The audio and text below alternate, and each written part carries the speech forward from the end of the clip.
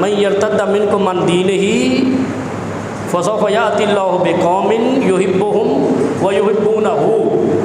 بس اتنا سا یہ آیت اگر ہمیں سمجھ آ گئی نا کمال ہو گیا، پھر ہم روندے نہیں جائیں گے۔ یہاں اللہ کہتا ہے، خود کہتا ہے کہ تم میری مخلوق ہو، میں تمہارا خالق ہوں۔ اگر میری خالقیت اور کبریائی کو چیلنج کیا، میرے ضابطۂ اخلاق کو توڑا، میرے قانون کو توڑا، کور کمانڈر ہاؤس پہ حملہ کیا تو رون دیا نا۔ ذرا سوچا کرو مثالیں، ایک قانون فطرت ہے، جی ایچ کیو پہ دھاوا بولا تو روند رہے ہیں نا، وہ ہے، یہ قانون ہے، یہ اصول ہے۔ تو اللہ کا اصول نہیں ہوگا؟ تم نے بندوں نے تو اتنے اصول بنا رکھے، کتنے خود ہم نے بنائے ہیں نا قوانین، جو ادھر سے گزرے گا اس کو گولی مار دی جائے گی۔ وہ میں نے ایک جگہ پہ شار فیصل پہ پڑھا ہے، بورڈ لگا ہوا ہے، اس طرف بڑھنے والے کو گولی مار دی جائے گی، ڈائریکٹ گولی مار دی جائے گی۔ چلو جی، کافر بھی کعبے میں مار دے تو گھس جائے نا، تو گولی مارنے کا حکم نہیں ہے۔ تمہارے اشار فیصل پہ ایک جگہ پہ بورڈ لگا ہوا ہے، ہماری ٹاور کے قریب میں نے دیکھا ہے۔ مجھے کسی نے کہا تھا کہ یار دیکھو یہ انسانیت مر گئی یار، یہ بورڈ ایسا لگا ہوا ہے۔ اچھا میں پھر گزرا، میں فیملی کے ساتھ میں گزرا تو میں نے باقاعدہ پڑھا، وہاں ابھی بھی لگا ہوا ہے، اس پہ آنکھ بنی ہوئی ہے۔ تو نے کہا جس نے اس طرف دیکھا یا اس طرف گیا گولی مار دیجیے۔ چلو اب دیکھو، یہ ہم نے قانون بنائے ہیں، جو ہماری طرح بڑا گولی مار دیں گے، جو اس طرف احتجاج کرے گا رون دیں گے، جو ادھر آئے گا کچل دیں گے، یہ انسانوں کے بنائے ہونے کا۔ تو وہ خالق کائنات کا ضابطہ اخلاق کیسا ہو؟ جو مالک ارض و سما ہے، اگر وہ اتنا سخت ضابطہ اخلاق نہ بنائے تو یہاں تو تصادم ہو جائے، فساد فی الارض والسماء ہو جائے، آسمان و زمین ہی آپس میں جھگڑ پڑے۔ اس کا مطلب ہے خالق کائنات کا بھی کوئی ضابطہ اخلاق ہے، اس طرف بھی کوئی بڑھے گا تو وہاں بھی گولی لگے گی، اس طرف بھی کوئی بڑھے گا تو وہ بھی رون دیا جائے گا۔ یا ایھا الذین آمنوا من یرتد منکم عن دینہ، اللہ کہتا ہے میرے ضابطہ اخلاق کو توڑا تو پھر کیا ہوگا؟ فسوف یأتی اللہ بقوم، پھر میں ایسی مخلوق لاؤں گا، یحبہم ویحبونہ، جو مجھ سے بھی محبت کرے گی اور جو اس کے ضابطہ اخلاق کو مانتے ہیں ان سے بھی محبت کرے گی۔ اذلۃ علی المؤمنین، اس کا مطلب کیا ہے؟ جو اس رب کے ضابطہ اخلاق کو مانے گی اس کے لیے نرم ہوگی، اور جو اس رب کے ضابطہ اخلاق کو توڑے گی، اعزۃ علی الکافرین، ان پر وہ سنگ دل ہو جائے گی، سخت ہو جائے گی، ان کو وہ روند ڈالے گی۔ بس یہ مثال آپ کو دینی تھی قرآن کریم سے کہ اللہ رب العالمین قرآن میں ارشاد فرماتا ہے کہ جن لوگوں نے اللہ کو مان کر اللہ کے ضابطہ اخلاق کو توڑا، اللہ نے ان پر ایسی قوم کو مسلط کیا جو اللہ سے محبت کرتی تھی لیکن اللہ کے منکروں کو رون دیتی تھی، کچل دیتی تھی۔ نبی علیہ السلام نے فرمایا بادروا بالاعمال سبعا هل تنتظرون، کتنی پیاری بات ہے۔ کہا 7 چیزوں سے پہلے پہلے یہ عمل کر لو، 7 چیزوں سے پہلے پہلے یہ عمل کر لو، ورنہ هل تنتظرون، انتظار ہی کرتے رہو گے موقع نہیں ملے گا، انتظار ہی کرتے رہو گے موقع نہیں ملے گا۔ اب یہ کیا انتظار ہے جو موقع نہیں ملے گا؟ اب قرآن کی آیت کو من یرتد منکم عن دینہ، اس کو ذہن میں رکھنا۔ کیا کہتا ہے اللہ؟ جو میرے ضابطہ اخلاق کو توڑے گا، فسوف یأتی اللہ بقوم، پھر میں ایک ایسی قوم لاؤں گا، یحبہم، جو میرے ماننے والوں سے محبت کرے گی، ویحبونہ، اور وہ اس سے محبت کریں گے، اذلۃ علی الکافرین علی المؤمنین، مومنوں پر نرم ہوگی، نرم خو ہوگی، لیکن کافروں پر، مرتدین پر، ضابطہ اخلاق توڑنے والوں پر سخت گیر ہوگی، سنگ دل ہوگی۔ پھر فرمایا بادل 7 چیزوں سے پہلے پہلے یہ عمل کر لو، ایسا نہ ہو کہ انتظار کرتے ہی رہ جاؤ اور پھر اللہ کا فیصلہ مسلط ہو جائے، آ جائے۔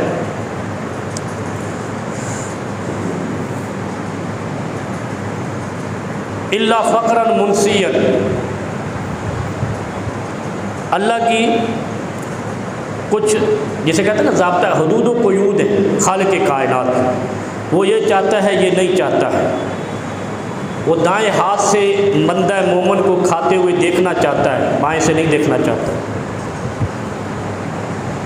وہ حلال کھاتا ہوا مومن کو دیکھنا چاہتا ہے، حرام نہیں دیکھنا چاہتا ہے۔ یہ سنا ہوا ہے نا یہ ساری باتیں، اس کی تفصیل آپ چلتے جاؤ۔ وہ بندہ مومن کو سود خور نہیں دیکھنا چاہتا، حلال کا مال اور حلال کا کاروبار دیکھنا چاہتا ہے۔ لیکن یہاں اللہ رب العالمین کہتے ہیں کہ اگر ایسا کرو گے، یعنی دائیں کی بجائے بائیں سے کھاتے رہو گے، حلال کی بجائے حرام مکس کرتے رہو گے، کوئی بات نہیں، خیر ہے، کوئی حرج نہیں، لا حرج فی۔ پھر اللہ کیا کہتا ہے؟ الا فقرا منسیا، پھر اللہ کہتا ہے پھر ایسی فقیری اور محتاجی آئے گی کہ تم اپنے آپ کو بھول جاؤ، منسین بھول جاؤ۔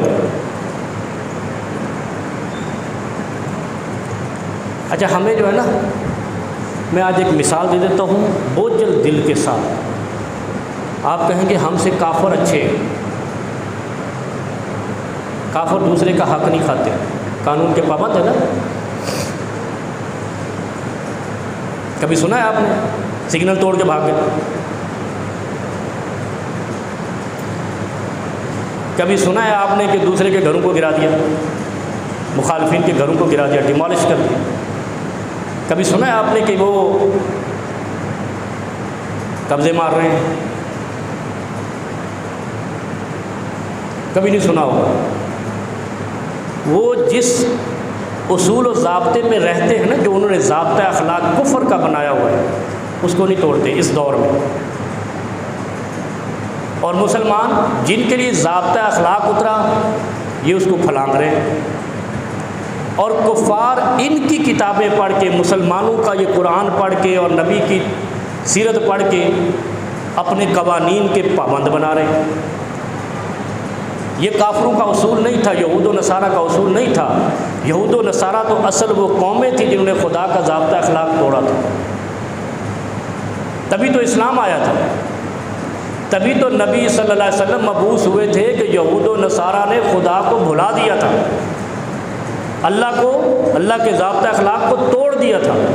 تو اللہ نے اسلام کی صورت میں محمد رسول اللہ صلی اللہ علیہ وسلم کی بعثت فرمائی کہ ان کو پابند کرو، یسلموا تسلیما۔ اسلام کا بنیادی مقصد کیا تھا؟ ان کو بولو تسلیم کرو اللہ کے ضابطہ اخلاق، بس اتنا۔ اسلام یہی ہے، اسلام کوئی الگ مخلوق نہیں ہے۔ جتنے صحابہ تھے جو رسول اللہ صلی اللہ علیہ وسلم کے ساتھی تھے، ان کے آباء و اجداد تو کافر تھے نا جب وہ مسلمان ہوئے، جب اسلام آیا۔ کوئی یہودی تھا، کوئی عیسائی تھا، کوئی نصرانی تھا، حتیٰ کہ رسول اللہ صلی اللہ علیہ وسلم کے اپنے والدین بھی تو مسلمان نہیں تھے۔ اسلام تو آیا ہی نہیں تھا جب پیدائش نبوت ہوئی۔ نبی مکرم صلی اللہ علیہ وسلم جب پیدا ہوئے تو اسلام ہی نہیں تھا۔ اب غور کریں ذرا، تو اس کا مطلب کیا ہے؟ یہودیوں کی کوکھ سے جنم لینے والوں نے اللہ کے ضابطے کو مانا تو اللہ نے اپنا یحبہم و یحبونہ اپنا محبوب بنا لیا، اور ان کو ایسی عظمت دی کہ انہوں نے یہود و نصارہ کو ہی خطہ عرب سے نکال دیا، ان لوگوں کو جنہوں نے اللہ کا ضابطہ اخلاق توڑا تھا، اللہ کے قانون کو روندا تھا۔ ان مٹھی بھر لوگوں نے 313 نے وقت کے جابر سرکش حکمرانوں کو کنویں میں ڈال دیا۔ ہم سوچتے نہیں ہیں وہ کون تھے؟ کافروں کی اولادیں تھیں نا۔ حضرت ابو بکر صدیق پہلے مسلمان ہوئے، ان کے والد بعد میں مسلمان ہوئے۔ سوچا کریں ذرا، اس کا مطلب ان کے والد نصرانی تھے، یہودی تھے، مسلمان ہوئے، اسلام آیا، اللہ کے ضابطۂ اخلاق کی پابندی کا پیغام آیا، تو ان کو سمجھایا کہ یا تو اللہ کے قانون کے پابند ہو جاؤ یا رون دیے جاؤ گے۔ جو پابند ہو گئے ضابطہ اخلاق اللہ کے، ان کو اللہ نے غالب کر دیا، اور جنہوں نے اللہ کا ضابطہ اخلاق توڑا تھا ان کو رون دیا، ان کو ختم کر دیا، جزیرہ عرب سے نکال دیا۔ کبھی نہیں سوچا یہ بڑی، نبی علیہ السلام کے پاس ایک صحابی آتے ہیں، صحابی نہیں تھے وہ، 9 ہجری کا واقعہ ہے، 11 ہجری کو نبی علیہ السلام فوت ہو گئے، 11 ہجری کو، اور 9 ہجری کو وہ آتے ابو وابصہ ابن معبد اسدی، اسد بن خزیمہ ایک قبیلہ تھا، بنو اسد، جیسے بنو امیہ ہے، یہ آپ نے بہت زیادہ سنا ہوا کیونکہ شیعہ اس کا ورد کرتے ہیں، بنو امیہ کا ایک بنو اسد بھی قبیلہ تھا۔ اچھا بنو اسد کسے کہتے ہیں؟ اسد سنا ہے کسی؟ نام بھی ہوتا ہے اسد، شیر، ایک باری پھر وہ شیر قبیلہ تھا، یعنی اس کے ہر جوان دلیر ہوتا تھا، یعنی جو عرب میں جو بنو ہاشم تھا یہ شرفاء صلحاء کا قبیلہ تھا، اسی لیے اس میں ہمارے نبی صلی اللہ علیہ وسلم آئے، شرفاء تھے، جنگجو نہیں تو ہر کسی سے لڑ نہیں پڑنا، کئی فسادی بھی ہوتے ہیں نا محلوں میں بھی، کئی لوگ ایسے ہوتے ہیں ہر کسی سے جھگڑا، اسی طرح بنو اسد تھا، یہ دلیر لوگ تھے، تو بنو اسد کہا گیا ان کو۔ ایک دلیر تھا، وہ آگے سارے دلیر جمے، پھر اس کا نام ہی بنو اسد پڑ گیا، اور ان کا جو بڑا تھا اس کا نام ہی تھا اسد بن خزیمہ۔ نبی علیہ السلام کے پاس آیا وہ وابصہ ابن معبد اسدی، بہادر آدمی، دلیر آدمی آیا نبی علیہ السلام کے پاس۔ نبی علیہ السلام نے دیکھا خیر ہو گیا، جا رہے ہیں،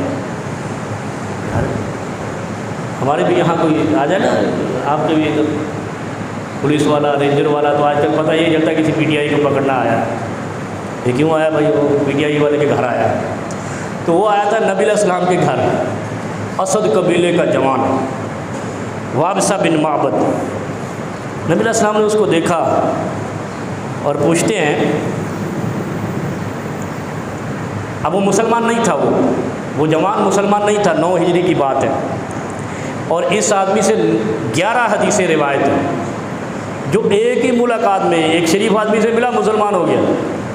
شریف آدمی نہیں، شرفاء کا قبیلہ تھا، بنو ہاشم، اس میں ہمارے نبی صلی اللہ علیہ وسلم، تو جو ان کو دیکھتا کونو مثلنا، ہماری طرح ہو جاؤ، اللہ کے ضابطۂ اللہ کو ماننے والے ہو جاؤ۔ نبی علیہ السلام کے پاس آیا، نبی علیہ السلام نے سمجھ لیا کہ یہ کیا کہنا چاہتا ہے، آ جاتا ہے نا بھی اس مقصد کے لیے آیا ہے، اور بیگ ڈالا ہو نا تو مسجد میں کوئی آدمی تو پتہ چل جاتا ہے کہ یہ چندہ مانگنے آیا ہے، کوئی اجڑے ہوئے چہرے کے غبار آلودہ ہے تو پتہ چلتا ہے بھیک مانگنے آیا ہے۔ چندہ مانگنے اور بھیک مانگنے میں فرق ہے تھوڑا سا، چندہ تو مقدس پیشہ ہے، اس لیے کہ چندہ مانگا جاتا ہے دوسروں کی خدمت کے لیے، بھیک مانگی جاتی ہے اپنے پیٹ کی بھوک کے لیے، یہ ذہن میں رکھیں۔ بھیک اور صدقہ زکوٰۃ میں فرق ہے، بھیک والے لوگ ہو رہے ہیں جو صرف اپنے پیٹ کے لیے مانگتے ہیں، جو یہ خیرات مانگتے ہیں نا، صدقہ، خیرات، زکوٰۃ، اور اس کو کہتے ہیں چندہ مانگتے ہیں، فنڈز مانگتے ہیں، ڈونیشن مانگتے ہیں، یہ دوسروں کی خدمت کے لیے۔ مثلا کوئی مسجد کے لیے آیا تو اس نے کیا کرنا ہے، مسجد میں ایک نماز اپنی پڑھنی ہے، لیکن وہ لوگوں کے لیے سہولت لینے آیا۔ جب نبی علیہ السلام نے اس کو دیکھا نا، یہ بہادر آدمی، جوان آدمی آ رہا ہے، کہا جئت تسأل عن البر، لگتا ہے تو نیکی کے بارے میں پوچھنے آیا کہ اچھائی کیا چیز ہے، ایسے جیسے کہتے ہیں نا وہ کیا کہتا تھا، تکا لگاؤ مسلمان کو، مر گیا بیچارہ، ایسے اٹکل لگائی۔ نبی علیہ السلام نے کہا کہ یہ آج جو یہ آدمی آ رہا ہے نا، یہ اللہ نے اس کا دل پھیر دیا ہے، اور یہ آ رہا ہوگا کہ پوچھوں کہ نیکی کیا ہے۔ نبی علیہ السلام آگے سے کہتے ہیں جئت تسأل عن البر، تو اس لیے آ رہا ہے کہ تو نیکی کے بارے میں پوچھے۔ قال نعم، کہا بالکل جناب، میں اس لیے آیا ہوں کہ مجھے بتاؤ نیکی کیا چیز ہے، برائی کیا چیز ہے۔ نبی علیہ السلام نے یہاں بڑا سمبالک ایک بات ارشاد فرمائی جو آپ کے لیے بھی ہے، ہر مومن کے لیے، ہر مسلمان، مومن نہیں ہر مسلمان کے لیے، مومن کو تو بعد کی ڈگری ہے نا، مومن گہرائی والی ڈگری ہے، عمیق ڈگری ہے۔ جب بندہ ایمان لے آتا ہے، اسلام تو سب لے آئے، سارا پاکستان مسلمان ہے، لیکن ایمان دیکھو نا، جا کر فراڈ لگا رہے ہیں، دھوکہ کر رہے ہیں، رشوت کھا رہے ہیں، سود کھا رہے ہیں، جھوٹ بول رہے ہیں، پروپیگنڈا کر رہے ہیں، دوسروں کی عزتوں کو چھال رہے ہیں، یہ مومن نہیں ہے۔ مومن بننے کے لیے ایک دائرہ اختیار نبی علیہ السلام نے ارشاد فرمایا، دو چیزیں ارشاد فرمائی ہیں، وہ بتاتا ہوں، پہلے یہ سنیں۔ آیا شخص، نبی علیہ السلام کہتے ہیں تو پوچھنے آیا ہے کہ نیکی کیا چیز ہے؟ کہا جی ہاں، تو یہی پوچھنے آیا ہوں۔ نبی علیہ السلام آگے سے چھوٹا سا جواب دیتے ہیں، ارشاد فرمایا استفت قلبک البر، مجھ سے نہیں پوچھ، مجھ سے نہیں پوچھ، استفت قلبک البر، اپنے دل سے فتویٰ لینے کی کیا ہے؟ میرے پاس آتے ہیں نا لوگ، یہ مسئلہ ہے، فلاں مولوی نے یہ بتایا، ابھی تھوڑے دن پہلے بھی کوئی بڑا سنگین سا مسئلہ آیا، تو میں نے کہا یار تم اپنے دل سے پوچھو کہ وہ صحیح کہہ رہا ہے، تمہارا دل مان رہا ہے؟ ہاں تھوڑے دن پہلے یہاں ہمارے صاحب بیٹھے ہوئے تھے، میں نے کہا اپنے دل سے پوچھو یہ بات صحیح کہہ رہا ہے؟ وہ کہہ رہا ہے یار مجھے اچھی نہیں لگی اس لیے آپ کے پاس آیا، تو میں نے کہا بس اس کا مطلب ہے اس نے غلط فتویٰ دیا، اور یہ طلاق کا کوئی مسئلہ تھا شاید، طلاق کی شروعات کا بھی ایسے ہو جاتی ہے ویسے ہو جاتی ہے، عموماً اسی پہ امت مسلمہ کو لڑا دیا گیا، گھر جوڑنے اور توڑنے پہ ہی لڑ رہے ہیں۔ استفت قلبہ کا البر، نبی علیہ السلام نے فرمایا سب سے بڑا مفتی تیرا دل ہے۔ مسلمانوں یہ نوٹ رکھو، سب سے بڑا مفتی تمہارا دل ہے جو فتویٰ دیتا ہے۔ پھر نبی علیہ السلام نے یہ بھی ارشاد فرمایا کہ اگر کوئی تجھے غلط کام کے جواز کا فتویٰ دے بھی دے تو انہیں اپنے دل سے پوچھنا ہے۔ استفت قلبک کا البر، صحیح حدیث ہے، اپنے دل سے پوچھا کرو ہم جو کر رہے ہیں ٹھیک ہے، اور اگر تمہارا دل ذرا سی ملامت کرے یار غلط کرے تو سمجھ جاؤ کہ مفتی کو چھوڑو، کہ آپ یہ کام چھوڑ دو، مفتی نے جواز کا فتویٰ دیا بھی ہے، جب تیرا دل تسلیم نہیں کرتا۔ نبی علیہ السلام گو سمجھتے ہیں، زب کہتے تھے، زب عربی کا لفظ، یہ حلال ہے حرام نہیں ہے، لیکن نبی علیہ السلام نے ساری زندگی نہیں کھائی، بلکہ آگے پیش کی گئی، نبی علیہ السلام نہیں کھائی۔ استفت قلبک البر، اپنے دل سے پوچھ، چنگی لگ دی تو کھا لے، نہیں لگ دی تو نہ کھا۔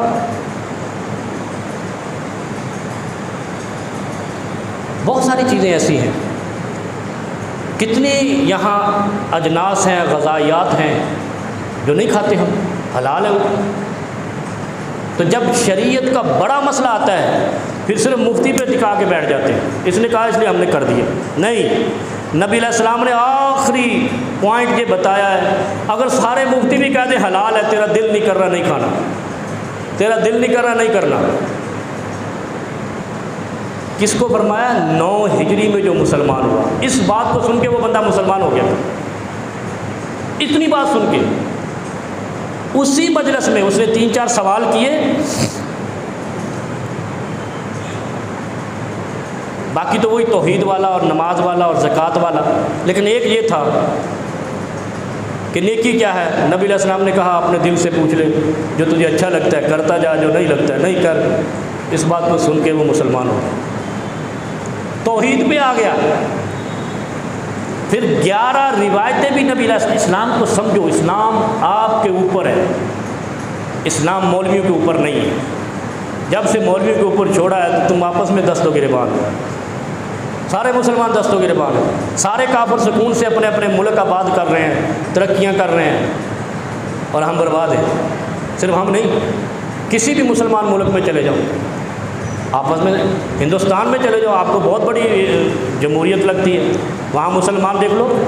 وہ میں نے ایک ویڈیو دیکھی، ایک جگہ پہ ایک نکاح پڑھایا گیا، اس نے کہا سب کے نکاح ٹوٹ گئے، کیوں؟ دیوبندی نے پڑھا دیا، لکھ دن لعنت تمہارے مسلمان عورتیں، بے شرم کہیں کہ اسلام کا جنازہ نکال دیا ان مسلمانوں نے، یہ اسلام لایا تھا؟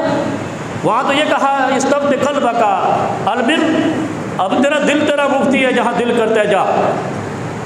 آزاد مذہب تھا یہ، ہم نے مولویوں کو غلام بنا دیا ہے، اور وہ گالیاں اس کو دیتے ہیں، غلام نہیں ہے ہم، پتہ نہیں کیا ہے، یہودیوں کے غلام نہیں، وہ تم خود اپنے آپ مولویوں کو غلام غلام کر کے بیٹھے ہو. پڑھو نا ذرا استفت قلب. جو تیرے دل کو برا، کس کو لگتا ہے میں دوسرے کا حق کھا جاؤں اچھا لگتا ہے؟ نہیں لگتا نا. اس کا مطلب تیرا دل شک میں ہے تو چھوڑ دے.